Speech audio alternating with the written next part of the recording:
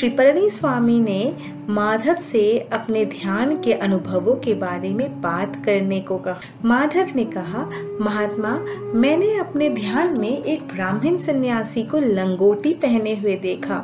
वो अग्नि और सूर्य की पूजा कर रहे थे। वो एक वेद पंडित से बात कर रहे थे। मैं ये नारियल भेजना चाहता हूँ जो आपने मुझे मुस्लिम फकीर को देने के लिए कहा था। वो मुस्लिम फकीर मुझसे ऊंचे पद पर है। वो मेरे लिए बड़े भाई की तरह है। वो भूत, वर्तमान और भविष्य जानता है। मैं आपके साथ उपस्थित श्रीपाद श्री वल्लभ चरितामृतम नामक ताड़ के पत्तों पर लिखे ग्रंथ को लेकर जाऊंगा। मैं इसे मुस्लिम फकीर को दूंगा, जिसे मैं अपने बड़े भाई के रूप में मानता हूँ। मैं उनका आशीर्वाद लूंगा। इसमें कही गई बातें सच है या काल्पनिक, मैं तय करूंगा कि इसमें कितनी सच्चाई है और कितनी कल्पना है। इसके बारे में निर्णय लेने के बाद मैं उनका विश्लेषण करते हुए एक ग्रंथ लिखूंगा। तब वेद पंडित ने कहा, महोदय, आप उस मुस्लिम फकीर के लिए नारियल जो मैंने आपको दिया था उसे आप नहीं ले पाएंगे। आपका प्रयास निश्चित रूप से बेकार होगा। चरितामृतम पहले ही लिखी जा चुकी थी। वो श्री वल्लभ की इच्छा से हुआ।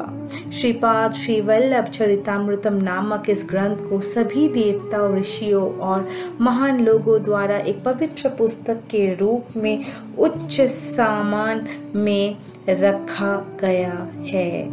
ये ग्रंथ श्रीपाद की आदेश पर लिखा गया था। इसमें किसी को एक अक्षर तक बदलने की आजादी नहीं है। वो कई पीढ़ियों से हमारे साथ है। श्रीपाद का आदेश है इसकी खंडित प्रति को गोदावरी नदी में विसर्जित कर दिया जाए। हम कई पीढ़ियों से इसकी रक्षा करते रहे हैं। श्रीपाद की आज्ञा के बिना हम किसी महान व्यक्ति को भी ये रहस्य प्रकट नहीं करते हैं कि इस तरह की एक ग्रंथ मौजूद भी है। ऐसा लगता है कि आप इस चरितामृतम के कुछ हिस्सों को बदलना चाहते हैं। हम उस परिवार से ताल्लुक रखते हैं जो इस ग्रंथ पर हाथ रखने पर श्रीपाद के चरणों का स्पर्श महसूस करता है। यदि आप श्रीपाद से बड़े हैं तो आपका आदेश हम पर बाध्यकारी है। तुम सन्यासी के वेश में हो, हम गृहस्थ हैं। हम आपका विरोध करने की हिम्मत नहीं कर सकते। यदि आप इस नारियल को दिशिला नगरम ले जा सकते हैं तो मैं आपको ये ताड़ के पत्ते की प्रति दे दूंगा। मेरे पवित्र धागे को त्याग दूंगा और खुद को अछूत घोषित कर दूंगा। आप कहते हैं कि मुस्लिम फकीर नंददीपों के बारे में जानता था। आप ये भी कहते हैं कि यह केवल दिशिला नगरम है और समय के साथ वो शिलाधी नगरम नाम प्राप्त करेगा। हमारे परिवार में एक अवधूत ने हाल ही में मुझे बताया कि उन्हें औरंगाबाद में श्री दत्तात्रेय का आंशिक रूप से प्रकातिकारण मिला और वो उन्हें दिशिला नगरम ले गए। यदि आप पृथिकापुरम जाते हैं तो भी आप वहां श्रीपाद की पादुकाएं स्थापित नहीं कर सकते। पृथिकापुरम जहरीले सांपों से झगड़ने वाले लोगों का गढ़ है। वे व्यर्थ तर्कों और प्रतिवादों और अनावश्यक विवादों में समय व्यतीत करते हैं, लेकिन उनकी कोई आध्यात्मिक आकांक्षा नहीं है। यदि आप हमारे पूर्वजों के घर में श्रीपाद की पादुकाएं स्थापित करते हैं तो ये हमारे लिए खुशी की बात होगी, लेकिन आपको श्रीपाद की कृपा पूरी तरह से प्राप्त करनी होगी। श्रीपाद की इच्छा के बिना वृक्ष का एक पत्ता भी नहीं हिलता। हमारे परिवार को सामान्य लोगों द्वारा दिए गए नाम और प्रसिद्धि, उपाधि या सम्मान की आवश्यकता नहीं है। हम मानते हैं कि श्रीपाद हमारे घर में गुप्त रूप से एक छोटे लड़के के रूप में घूम रहे होंगे। स्वामी, मैंने ध्यान में यही देखा। पलनी स्वामी ने कहा, मेरे प्यारे बच्चों, वो वेद पंडित श्रीपाद की मामा के वंशों का है। आपने परिवारों में वे श्रीपाद को एक गुप्त छोटे लड़के के रूप में महसूस करते हैं। यदि कोई भी जाति, धर्म, देश किसी भी उम्र में श्रीपाद को एक दिव्य संतान के रूप में महसूस करता है और वत्सल्य भक्ति है, तो श्री वल्लभ उनके घर में एक लड़के के रूप में गुप्त रूप से रहेंगे। श्री चरण ने जन्म उनके नाना के घर पिथिकापुरम में हुआ था। श्री वल्लभ के पिथिकापुरम छोड़ने के कुछ साल बाद उस परिवार के लोग दूसरे गांव में चले गए। उनके परिवार के सदस्य भी इसी तरह अन्य स्थानों पर चले गए। श्रीपाद ने बाद के वर्षों में अपनी शक्ति पूरी तरह से दिशिला नगरम के मुस्लिम फकीर में स्थानांतरित कर दी। बंगाल में गदाधर नाम के एक महापुरुष का जन्म हुआ। वो कालिकंबा की पूजा करेगा। जब उन्होंने मुक्ति के लिए प्रार्थना की तो जगत जननी नहीं माने। उसने उसे अपने अनुयायियों के लिए फिर से जन्म लेने और उनके गुणों और पापों पर विचार करने के लिए अनुग्रह करने के लिए कहा। वह दोबारा जन्म लेने के लिए राजी नहीं हुआ। तब कालिकंबा ने दिशिला नगरम के मुस्लिम फकीर को अपने सूक्ष्म शरीर के साथ उसके पास आने के लिए कहा। वो मुस्लिम फकीर 3 दिन तक समाधि में था।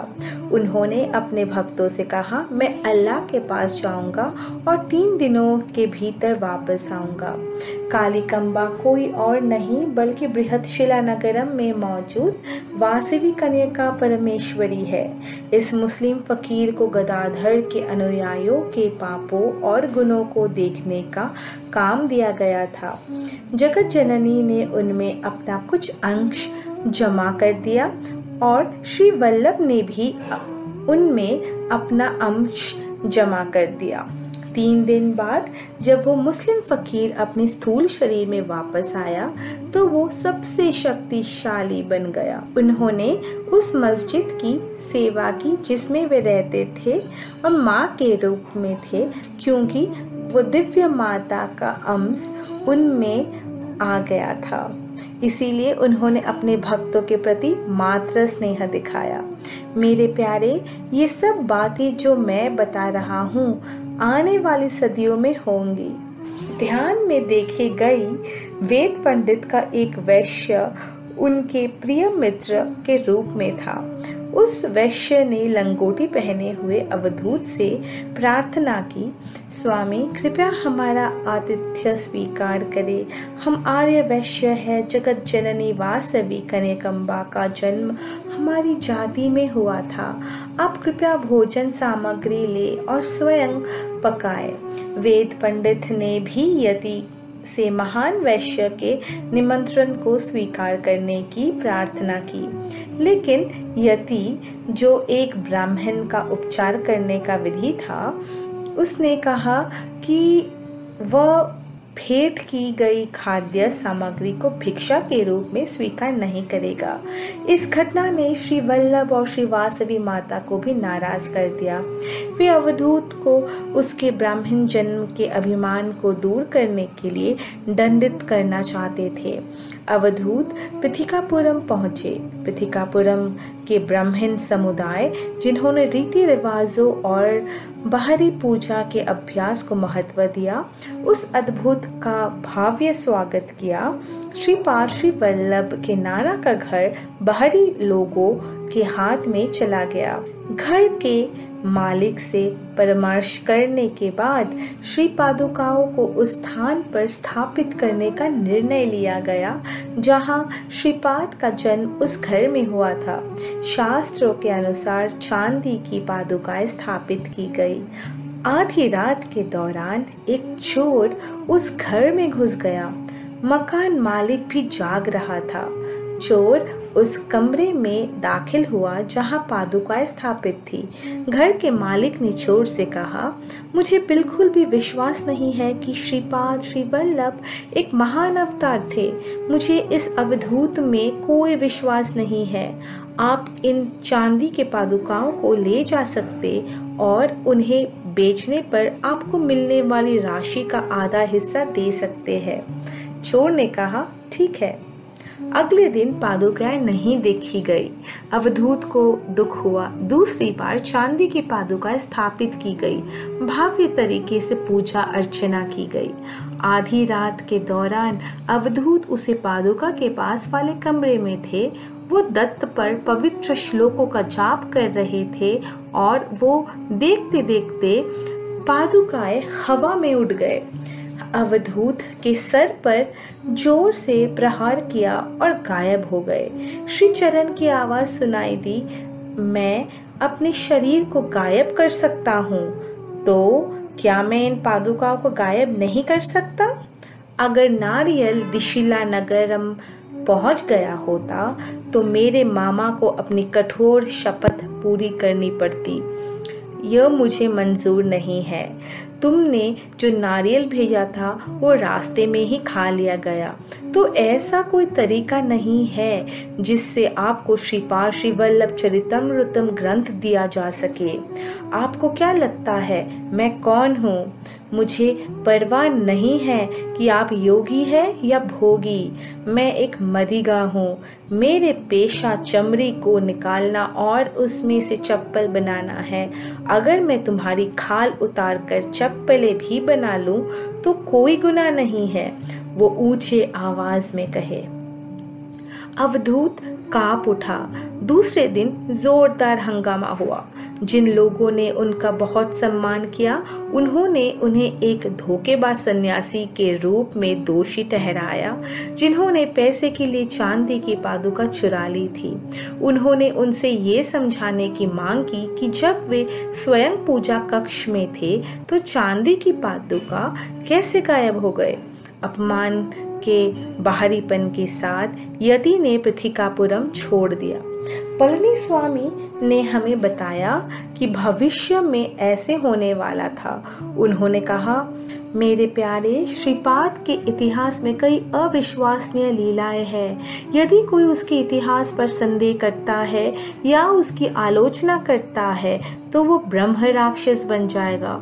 श्री वल्लभ ने पृथिकापुर के लोगों को अवधूत की ईमानदारी पर संदेह किया, क्योंकि अवधूत ने चरितामृतम की प्रामाणिकता पर संदेह किया था।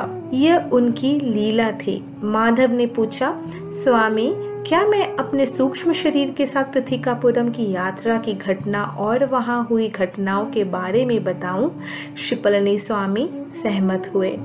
माधव ने कहा, मैं अपने सूक्ष्म शरीर के साथ पृथिकापुरम के एक घर में पहुंचा। एक स्थान पर मैंने देखा कि मेरी सारी शक्तियां गुप्त रहकर दो दिव्य पादुकाओं द्वारा आकर्षित हो रही थी। वो पादुकाएं श्रीपाद श्री वल्लभ के जन्म स्थान पर स्थापित थे। वहां पे श्रीपाद श्री वल्लभ, श्री दत्तात्रेय और श्री नरसिंह सरस्वती की मूर्तियों की भी स्थापना की गई थी। श्री पलनी स्वामी ने कहा, माधव, जिस घर में आप गए थे वो श्रीपाद श्री वल्लभ के नाना के घर है और श्रीपाद श्री वल्लभ का जन्म स्थान है। इसने आपकी सभी शक्तियों को आकर्षित किया है। पाताल में पादुकाओं के नीचे कई सैकड़ों वर्षों से तपस्या करने वाले साधु है। श्रीपाद श्री वल्लभ पादुकाओं की स्थापना केवल श्रीपाद श्री वल्लभ के जन्म स्थान में ही की जाएगी। वहां पवित्र पादुकाओं की स्थापना की कुछ वर्षों के बाद श्रीपाद श्री वल्लभ चरितामृतम आश्चर्य रूप से प्रकट होंगी। जिस स्थान पर आपने ध्यान किया उस स्थान पर श्रीपाद श्री वल्लभ, श्री दत्तात्रेय और उनके अगले अवतार श्री नरसिंह सरस्वती की मूर्तियां स्थापित की जाएंगी। तत्पश्चात उस स्थान पर अनेक दिव्य खेल कूद नाटक होंगे। उसके बाद श्री पलनी स्वामी चुप हो गए। उन्होंने हमारी गुफा के पास दबे युवक की लाश को निकालने के लिए कहा। शरीर को बाहर निकालने के बाद उन्होंने प्रणव ओम का जाप करना शुरू किया। व्याघ्रेश्वर शर्मा श्रीपाद राजाराम शरणम प्रपादय की तेज गर्जना के साथ वहां आए। श्री पलनी स्वामी युवक की शरीर में प्रवेश कर गए। व्याघ्रेश्वर शर्मा जो एक बाघ के शरीर में थे, श्री पलनी स्वामी के शरीर को ले गए जो उम्र के साथ सड़ गए थे और इसे पास की नदी में फेंक दिया। नए शरीर में प्रवेश करने वाले पलनी स्वामी ने आदेश दिया, इस स्थान को तुरंत छोड़ दो। मेरे प्यारे माधव, आप विचित्रपुरम जाओ। आपने अपने सूक्ष्म शरीर में पथिकापुरम के पवित्र लोगों को देखा। आपके लिए इस जीवन के लिए इतना ही काफी है।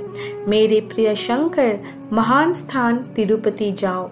माधव, श्रीपाद श्री वल्लभ की कृपा आप पर बरसती रहे। फिर माधव विचित्रापुरम की ओर गए और मैं तिरुपति की ओर गया। श्रीपाद श्री वल्लभ के दिव्य खेल का अंत कहाँ है? ओम साई राम।